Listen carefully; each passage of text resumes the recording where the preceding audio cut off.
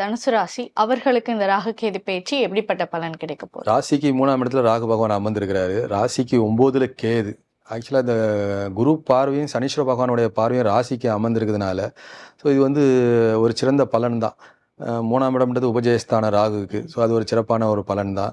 So Saneeswara பகவானும் குருவும் வந்து ராசியே பார்க்கறதுனால ஒரு தர்ம கர்மாதிபதி யோகம் தான். பெயர், புகழ், அந்தஸ்து முன்ன இருந்த விட கொஞ்சம் சுறுசுறுப்பாக இயங்கக்கூடிய நிலைமை ஏற்படும். ஞாபக சக்தி அதிகமாக இருக்கும்.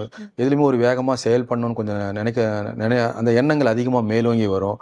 ஸோ 3ஆம் இடமான ராகு அமருது வந்து டிவி, மீடியா, தொலைக்காட்சி, செய்தி, பத்திரிகை இதிலெல்லாம் இருக்கிறாங்க அப்படின்னா இதில் ஒரு அங்கீகாரம் கிடைக்கல, நான் மீடியாவில் இருக்கிற அங்கீகாரம் கிடைக்கல, செய்தி வாசிச்சே இருக்கிறேன், இன்ன வரைக்கும் ஒரு நல்ல ஒரு சேனல் கிடைக்கல, அவங்களுக்கெல்லாம் ராகு இந்த வருஷம் முயற்சிகள் அனைத்தையும் வெற்றியை ஏற்படுத்தக்கூடிய காலச்சக்கரமாக இருக்கும். சிறுதூர பயணங்கள் எல்லாமே சக்ஸஸை கொடுக்கும். நினைத்த காரியங்கள் வெற்றியை கொடுக்கக்கூடிய ஆண்டாக இருக்கும். தனுசு ராசிக்காரங்களுக்கு குரு பார்வையில் ராகு அமர்ந்திருக்கிறது மிகப்பெரிய ஒரு யோகம். ஸோ அதே மாதிரி பிள்ளைகளுக்காக கொஞ்சம் விரயங்கள் அதிகமாக ஏற்படும். உயர்நிலை கல்விக்காக கொஞ்சம் வேறு ஸ்கூலில் போய் சேர்க்கறது, காலேஜில் போய் சேர்க்கறது, இதுக்காக கொஞ்சம் விரயங்கள் அதிகமாக ஏற்படும். அதே மாதிரி வந்து வெளிநாடு அனுப்பணும், பசங்களை வெளிநாடு அனுப்பணும், அப்ராடுக்கு அனுப்பணும் அப்படின்னா பிள்ளைங்களுக்காக கொஞ்சம் செலவு விரயங்கள், செவ்வாயோட நட்சத்திரத்தில் அவிட்டத்தில் பயணிக்கின்ற காலத்தில் கொஞ்சம் விரைய செலவுகள் கொஞ்சம் அதிகமாக ஏற்படும்.